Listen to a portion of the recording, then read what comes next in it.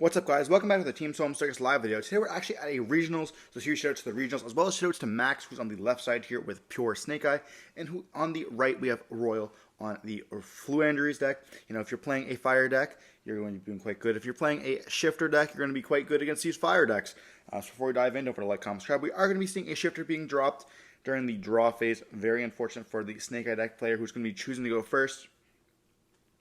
We could see potentially a copy of Wanted being chained, but no, we're going to be summoning out a Snake Eye Ash, and then we're going to be summoning out a copy of Poplar, searching it. That's going to be placing the Divine Temple onto the field. Divine Temple will be able to activate its effects, placing the copy of Oak onto the field.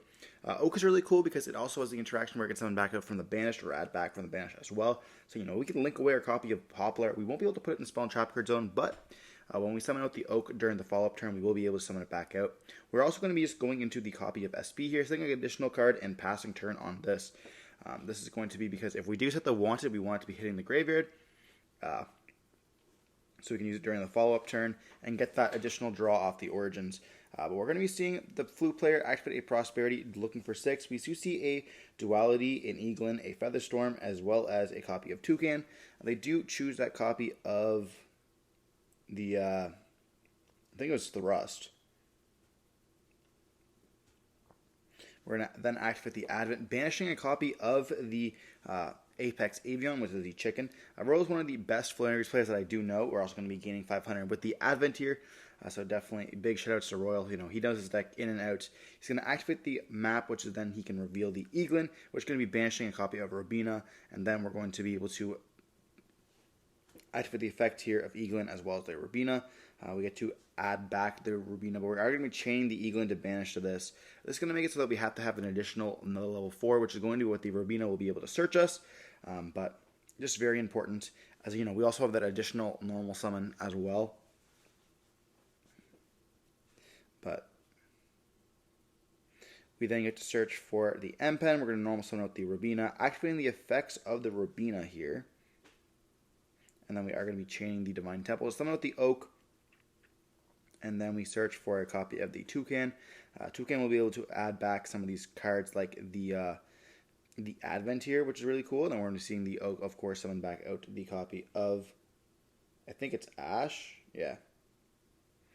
And then we get to go chain like 1, 2, and 3. You have to resolve the normal summon prior to a new effects activating, which a lot of people do not realize. But so it's like adding back that Advent. Advent is really good because you can add other like monsters that you want to be able to dodge, like imperm and stuff like that. So it's also really cool when SP is coming back because you can actually tag out and leave that SP on the field. Therefore, you can beat over it. We have M-Pen on the field, so it's going to be kind of hard to activate some of those link monster effects, but still very important that we do so.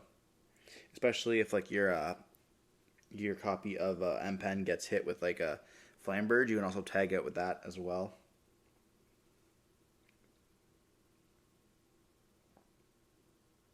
We're going to go battle phase, attack into the Ash and the Oak, and then we are going to activate a Thrust here in the main phase 2. This will be able to get us a copy either of the Dreaming Town here, which we are seeing, or a copy of the Featherstorm as well. We do have a copy of the spell we can activate, and then we set 2 additional cards, which I believe we have Featherstorm anyways, and then we're going to be seeing SP come back during the end phase here.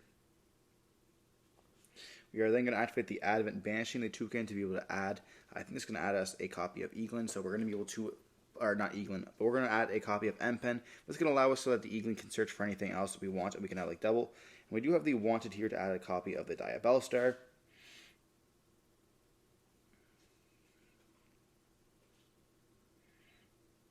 But we can start tributing over their stuff, which is really cool. We do normal summon a monster here. I'm not quite sure exactly which one this is because of the fact that we have some glare here, which I want to apologize. The venue is not the best for the camera. So we're going to go Chainlink 1 is going to be the map. Chainlink 2 is going to be the Featherstorm. So they had it as well. And then we will normal summon with the Eaglin. We're going to go Chainlink 1, the Robina, Chainlink 2, the Toucan, and then Eaglin is going to be searching for the copy of Ryza. Then we can use the Eaglin as well as the copy of the SP to go for the second M-Pen. M-Pen's going to be adding us another copy of this. And because we have Unexplored Winds, we can actually go using 2 monsters our opponent controls to get that Tribute Summon. Because, it's not once per turn. And we're going to go for the Rubina. Rubina's going to search for a copy of DD Crow, so we have that additional follow-up. And then we can use the Rubina plus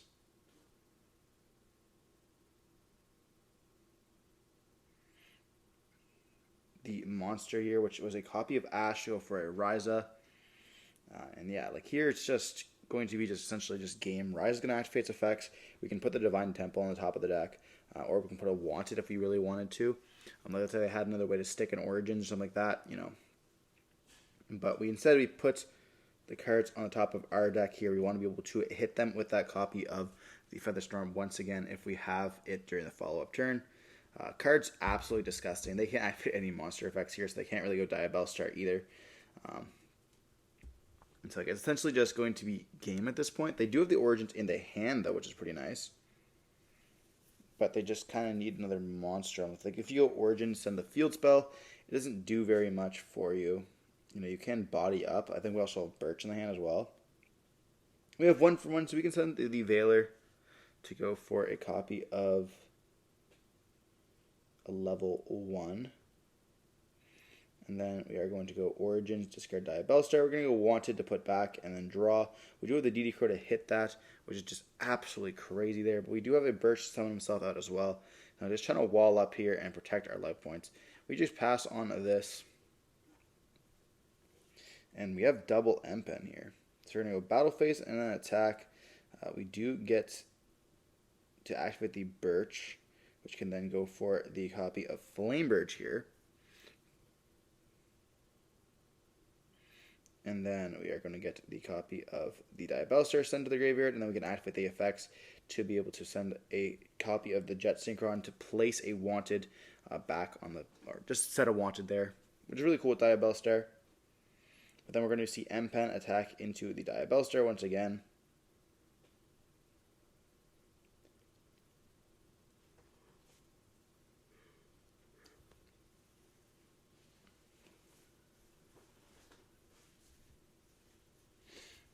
I wonder why they didn't try to do any bird plays here. They could have maybe done some bird plays to get the cards out. We do have 2 level 1s in the graveyard. But maybe we're going to see some street lines to banish. They have multiple, so they have Jet Synchron. So we're going to normal summon with the Toucan, go into the Almirage, which you don't see very often at all. We're going to go the effect here of Advent, banishing a copy of the M-Pen, searching for a copy of Rubina. Once again, we gain 500. Then we're going to activate the Map to banish another copy of Map, to then normal summon out the Rubina. We're deck thinning here. We're not going to activate the effect. We are going to go for a copy of the Hita here. Hita can then take the copy of Jet Synchron here. So now we only have 2 monsters there. We then link summon into a Celine. Celine is going to be able to gain and summon back out the copy of Shifter here, because there's lots of spells on the field. We can then go into a copy of Access Code, which is quite nice.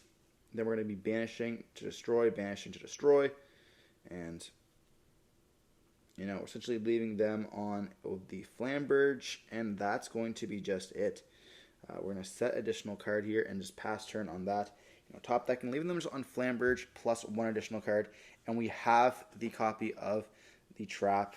Once again, being able to flip up to negate. So Flamberge will be essentially useless here. We do have the Wanted to put back and then draw a card. So we're going to have 2 now cards to play with. We just set 1, and we then go for the Trap card, which is going to go for the Eaglin. We have no cards left in hand, but we do have lots of birds in the graveyard. So we can activate the Chainlink 2 and Chainlink 3 here. Let's search for the Ryza once again. But then normal summon the Toucan. Toucan can add us back the copy of M-Pen, and then we're going to be using the set as well as the Eaglin to go for a copy of M-Pen, and then we get to go M-Pen effect here, searching for probably a spell, or going for the Map. Yeah, that's another good option. Also just deck thinning here. We then go the Rubina, search for a Stree, and we can go Normal summon Street, activate the effect, targeting the copy of whatever. He does have the Nibiru, but they are under the Feather Storm, therefore he can't activate it. So we just see them scoop it up there, realizing it's going to be too much. Yeah. Those are some of those plays you just don't see very often in Flu, but if you've played enough of Flu, you'll see those lines. Personally, myself, I would have never thought I would have seen that. I would have loved to play in this matchup. Going to be sitting there, and like even Max, like these two know each other. They've played against each other lots of times at locals. Just taking it to a better event at regionals here at table 1 is quite a bit. Both players are bringing their best game, but unfortunately, sometimes the Flu just has the shifter. It is a shifter deck. Don't know what to really say. We are going to go into game 2 here. I know that the player on the left is playing Delta, which is really cool. But chances are they're going to go first, so you don't really want to side into Delta going first, but there are some times where you want to be able to hit some of the cards, or you want to play a little bit worse. I don't think you can afford to let your opponent go first, which is kind of problematic because your Delta may be coming in game 3. But we have lots of cards that we can play. Being able to set like a double imperm can be turn ending for Flu. So going into game 2 here, once again, we see a shifter, but they have the gamma for the shifter here. Holy. And we have the Delta in hand as well, which is really nice too. So we can actually, like, if we end up doing something really weird. I wanted to fit Lambda. I was playing Delta this weekend, and I really enjoyed it with the Gamma. But part of me wants to play Lambda in the extra deck, which is definitely not just correct. But I'm going to see if I can tinker around. So we ended up Gammaing a shifter. That definitely feels good. We have 1-for-1 discarding the Delta as well here to be able to summon out a copy of Snake Eye Ash. Ash can summon out the Poplar here. Poplar can just for the Divine Temple. And we're already on a roll here. So Divine Temple going for the copy of Flamebridge. Our plays are now guaranteed to be safe through a nib as well before we even touch that 5th summon, which is going to be a Link Rebo. Poplar will then spell and trap card itself. And then we have a few options. We can find a way to link away the Ash and the Link Rebo to go for a copy or just act for the effect here. Go for the copy of Flamberge. This puts a link in the graveyard so we can actually synchro off into a copy of Savage. Savage will then be able to equip the copy of Link Rebo here. Very cool. And we have the Oak to normal summon and then being able to bring back the copy of Ash. And we can then link away into a copy of IP. And then we're going to link away all those for a copy of Princess. And then Flamebird will be able to summon back out the copy of the Oak as well as Ash. And we are on a roll here. Princess summon back the Flamberge. Then we're going to see Flamberge putting the IP into the spell and trap card zone. We can then link away into a copy of the Amble Whale. Or in this case, we're going to be going for a copy of the Raging Phoenix. We aren't playing the Amble Whale. We're going to activate the Oak here to summon out the copy of the Birch. And then Origin's going to be sending the Link Rebo here to go for a copy of Jet Synchron. We can then synchro away into a copy of Formula, going for that, getting that additional draw here. And then, we can actually, during our opponent's turn, after we Savage Negate, we can go into a copy of Baron, which is really nice. So we're going to see a Terraforming, which is quite good. Searching for the map.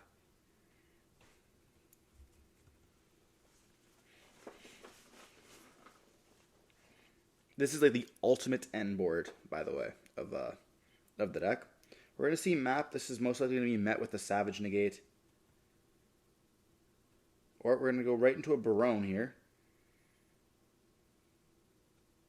And I guess Flamebird will be able to activate to summon out the copy of the Oak as well as the Ash. And then that's going to be able to trigger both effects here to summon or to search or add back, I guess, the copy of Jet Synchron plus being able to search for a copy of Ash.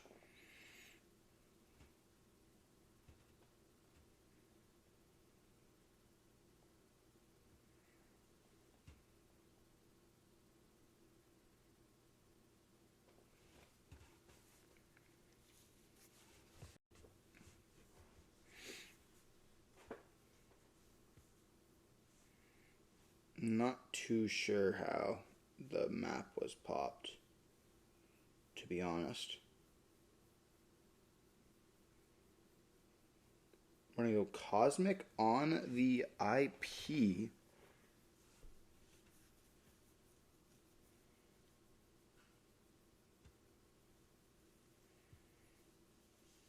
That's going to be fun. It's going to remove a form of interaction there. But, we are down to essentially 3 cards, and we have a Boral, Savage, as well as a Barone.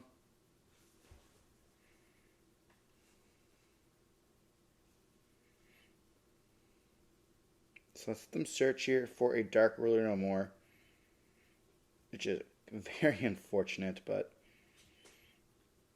Oh, the Savage is going to get negated. Okay, that's what it is. So Baron negates the effect of the map when they activated it there. That's why it got destroyed. They just didn't do it on the activation because it doesn't activate on activation, and you have to act for the effect there. But they had the Veiler there for that bird. So, having the out there, which is absolutely crazy. For some reason, I don't really know why we're not going for a Savage.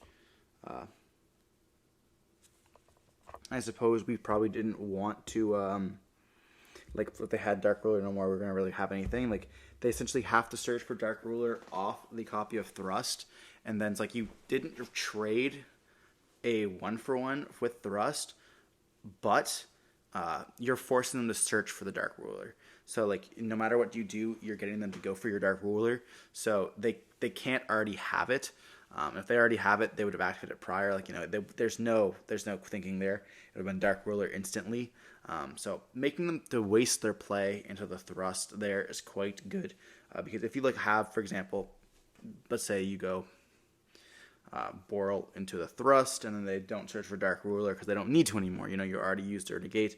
If they have another copy of something that lets them get another card. But if let's say they didn't care about it. I mean, you could I guess, debate hit the Savage, but it's not really needed. You're just forcing them to go through their deck to get rid of a Dark Ruler, essentially. But we're going to go with the Flu player going first here. We're going to be seeing a Prosperity, and they are going to be banishing 6 cards here. And we do see the Trap, 2 spells, a Ryza, and a Rivalry, as well as a DD Crow here. We are going to choose for the Advent. This is going to let us dodge some of these impermanent cards. Or we have Veiler in the hand as well, which is quite nice. We're going to then normal summon out the Robina, activate the effect, and we do have a Veiler. They have the Advent to dodge. It does banish for cost.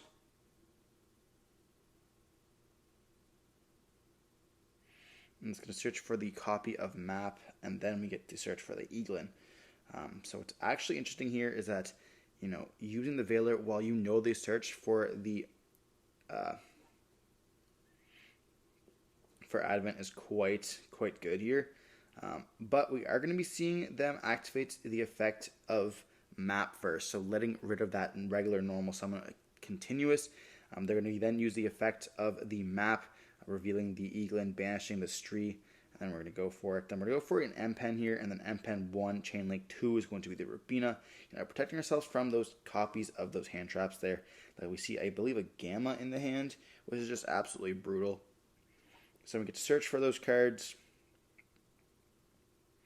Then we're going to activate the Thrust here, which is just disgusting. Being able to set the Featherstorm it's too much. It really is too much. We talked about this during our drive home. What other deck could have a Harpy's Featherstorm and it be okay? Could you imagine fire decks having it, water decks having it? Could you imagine having 1 Aqua Water and then you just negate the effects of all face-up monsters on the field? Or face-up, your opponent can't summon or activate any effects? That's so dumb. Talk about just a crazy card. And then we're going to go normal summon Ash. We're going to go Chain Link 1. They're going to do the field spell. Chain Link 2, the Featherstorm. We see the thumbs up of Aggravation here. And that's going to go for the Eaglin, Stree, and then we're going to search for the Apex Avion, because in case you didn't know, we have also negates in this deck. I'm not even sure how someone can play Flu as long as Royal, so shoutouts to Royal for that. That's so crazy. And we're going to see a Robina being normal summon, searching for a Toucan. And that's what's really cool about watching a good player play Flu, is that you're getting to see good lines. This is not just M-Pen pass. This is not just M-Pen streaming down pass. It's you get to see actual consistent plays and to see how the game state evolves and how Flu can actually end up beating boards. And And then we are going to be seeing them go for the Apex Avian. So they'll have that form of negate. And then when our opponent does anything, or when we want to go, we get to go back for Rise That and then loop that copy of the Featherstorm here. We're going to go map, revealing the Toucan. And now we have every bird in rotation. And we're going to be banishing a copy of M-Pen because we can add it back with the copy of the Toucan there. And they do think we have the Gamma in the hand, but it's just going to get hit with the Apex Avian. And they're going to scoop it up there, realizing it's going to be too late. So we do see the Floo player end up taking the game. We were saving that Gamma for maybe like a normal summon, but unfortunately they had the copies of map to be able to play around it. We just couldn't have enough for Snake Eye. But hopefully you guys enjoyed watching the video. Don't forget to like, comment, subscribe to see more content like this.